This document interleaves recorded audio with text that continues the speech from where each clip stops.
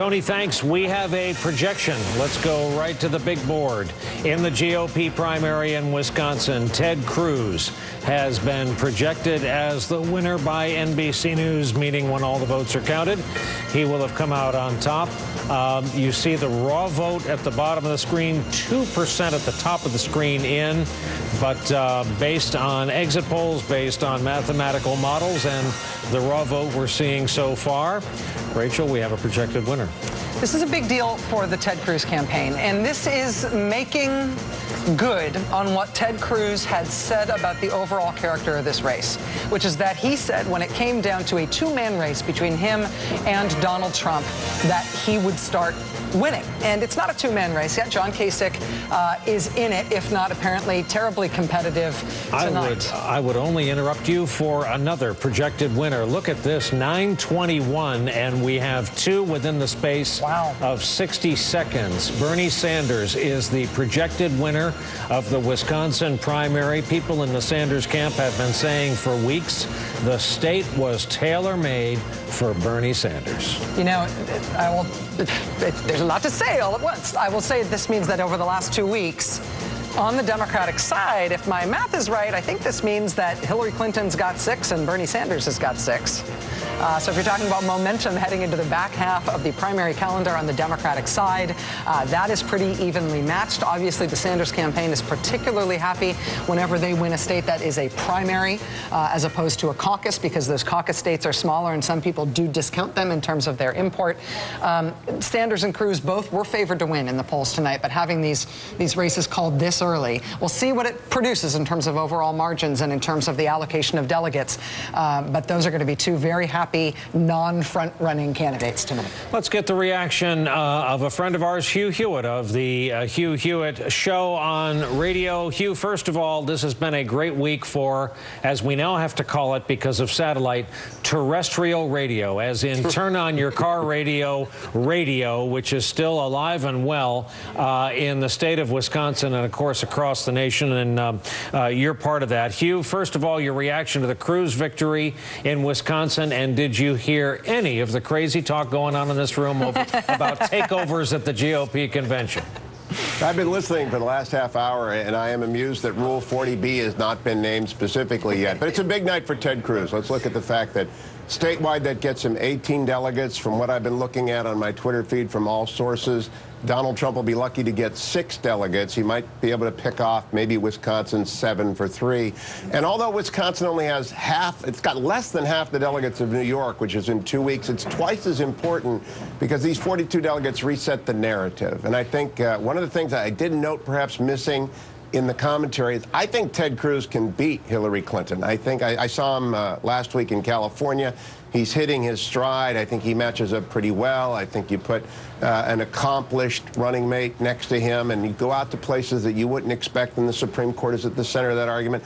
I'm a lot more confident of Ted Cruz's ability to win in a general election than perhaps other people on the panel. But it is a huge night for Cruz, especially with 2 weeks now to focus the narrative on New York. By the end of these 2 weeks, all of us will be able to name the 11 Finger Lakes, I think. We're going to spend so much time studying New York now, but big night for Ted Cruz. We need a name for the next, I think it's Atlantic Tuesday, some people are playing with, but we'll name all of these things before it's over. This is Cable. Hugh, a friend of yours, Nicole Wallace, has a question.